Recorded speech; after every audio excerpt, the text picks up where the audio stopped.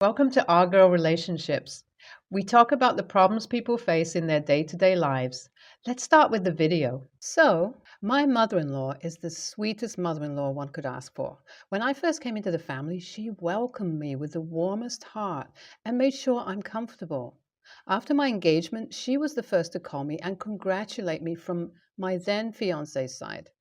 Even during our marriage, she actively took part in all the arrangements and helped us out tremendously.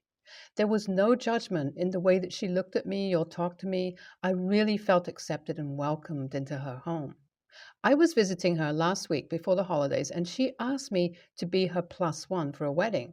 She said she didn't want to go alone, but also that I should only come if I'm comfortable going to a stranger's wedding. Obviously, I said yes, because how can I say no to this sweet lady who has shown me nothing but love? So we went that night to the wedding. As soon as we arrived, my mother-in-law excused herself, saying that she should meet with her friend, groom's mother. I said okay and went around looking for drinks. After a while, I started feeling self-conscious and went to look for a seat in the wedding party. Almost all the guests had arrived at this point and were settling in for the ceremony.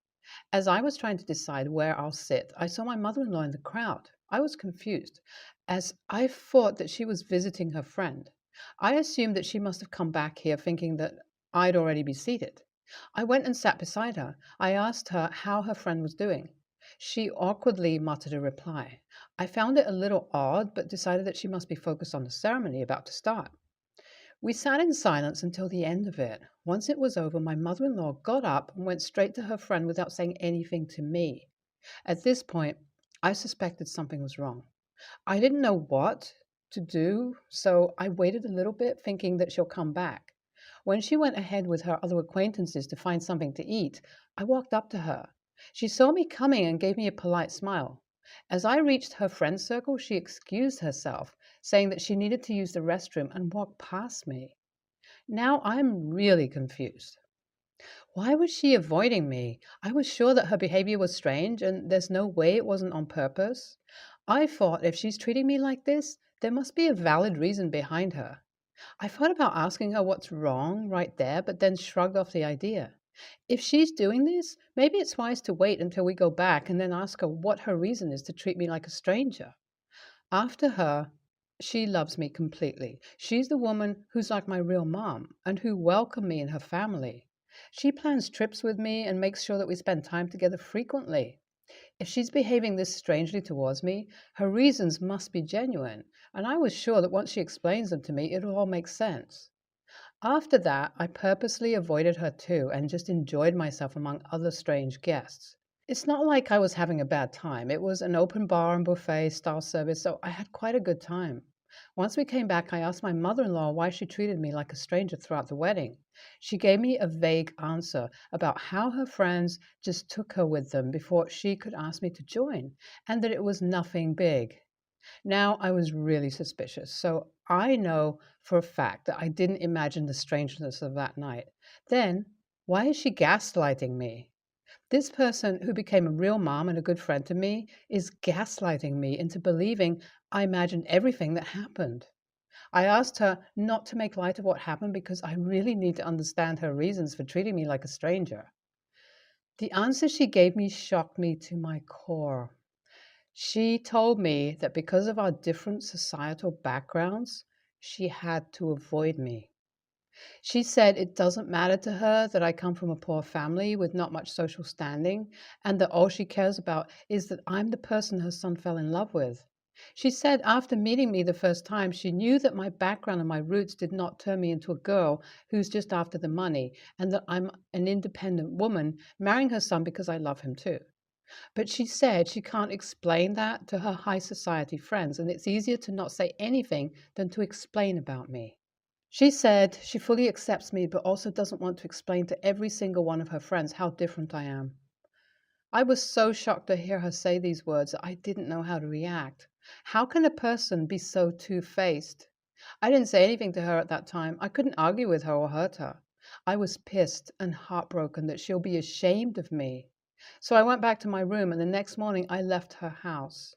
Since then, I haven't talked to her. What do I make of all this? For starters, all the time she cared for me, It never once felt pretentious. But if she really wants to accept me within the confines of her home, I don't think I can stand that. I was raised to accept myself and be proud of myself. I came from nothing and built myself a beautiful life. I won't allow anyone to disregard that or disrespect me. Am I an a-hole for walking out on her and not trying to understand her side?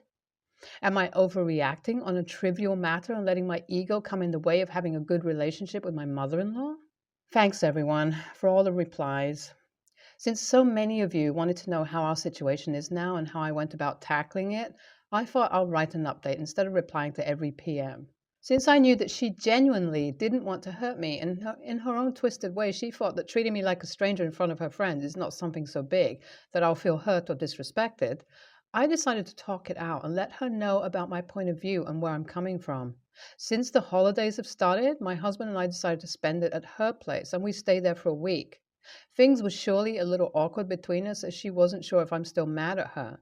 I finally managed to get her on her own after my husband went to bed and told her that what she did made me feel like I'm not good enough to belong in her world. I came from a family that was barely managing to survive on weekly paychecks and moved around quite a lot. Even after hopping all over the country and having an unstable lifestyle, I was able to get my degree and build a career for me. I was proud of the woman I've become, especially after I found her son and married him. I finally found stability and a sense of belonging to a place, but when she so blatantly ignored me and treated me like a stranger, it brought up all my past memories of not being able to fit in. And that made me angry because I worked my ass off to reach this point. It's specifically hurt more because it was her, and I never thought that she'd ever treat me like that after so warmly welcoming me into her family. Once I let it all out and told her about what exactly hurt me, she said she understands me and that it was never her intention to hurt me. Her friends are important to her just as much as her son and daughter-in-law. She thought they'll start judging me if they find out about where I come from and that it'll hurt me far more than anything. In her own way, she was trying to protect me. Now I understand her point completely, and I'm not mad at her anymore, but I also told her that in future it'll be helpful if she doesn't shun me and let me be a part of her life publicly too.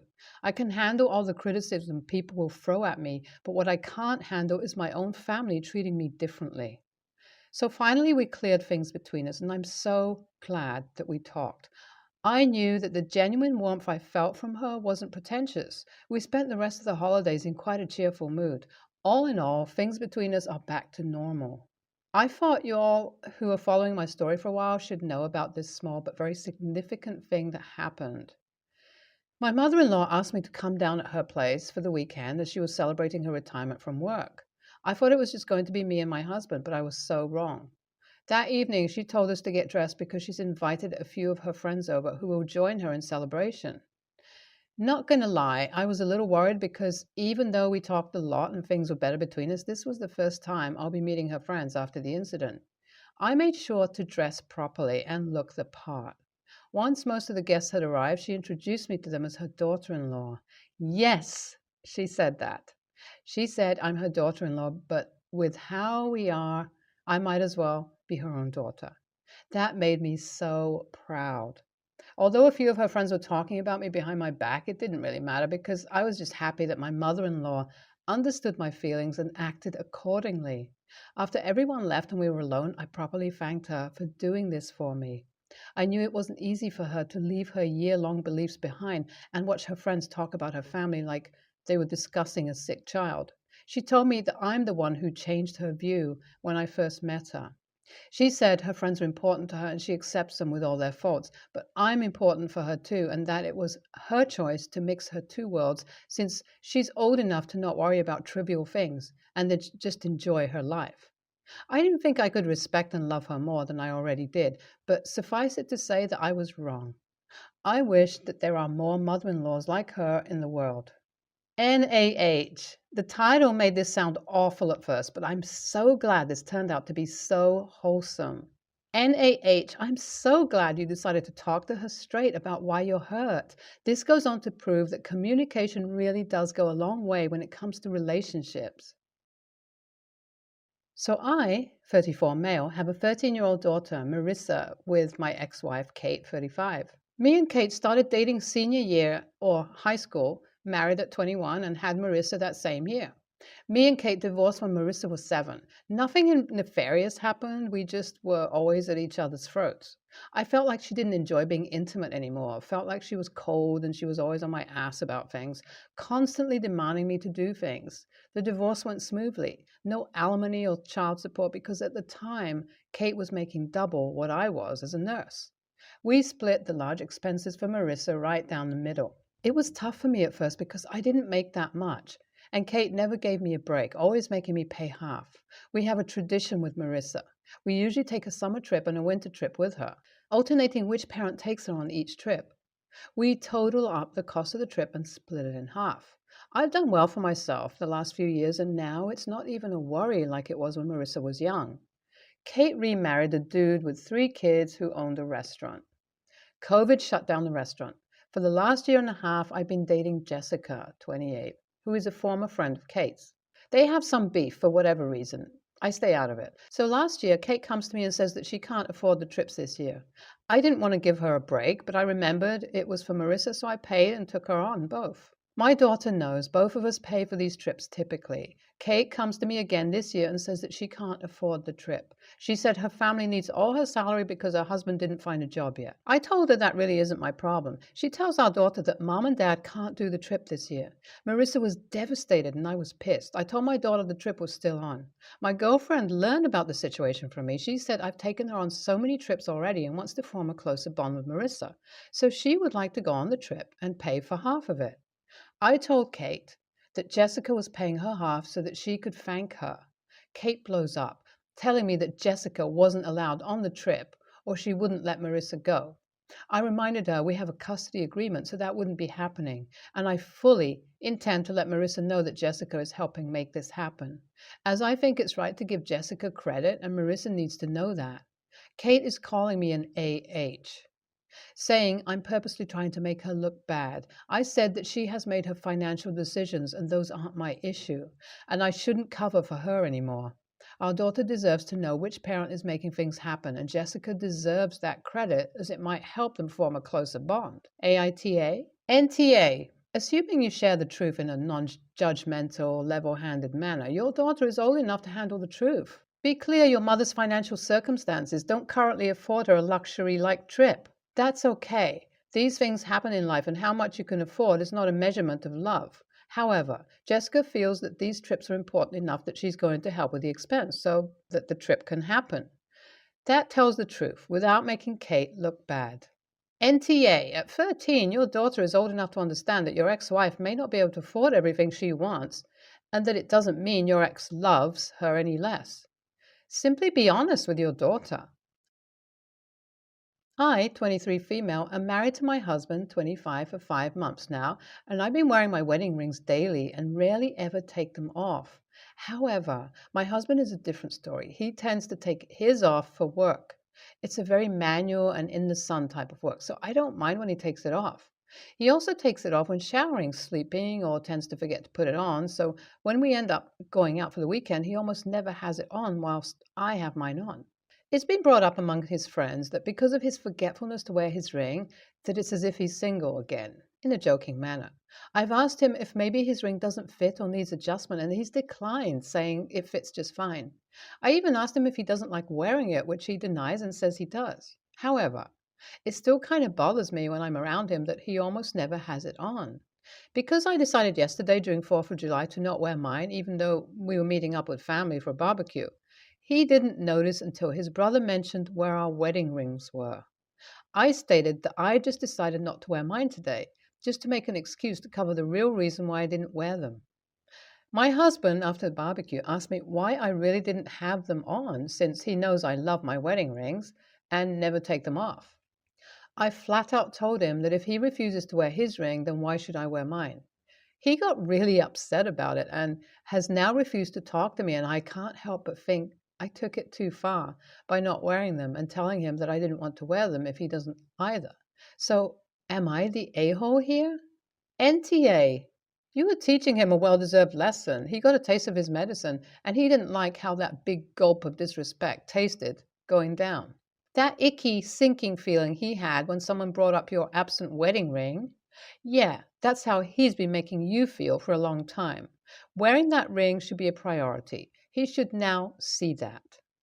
YTA, you are making an issue out of nothing. You enjoy the wedding ring and habitually wear it. He does not, and has very good reason not to wear any rings habitually because of his work.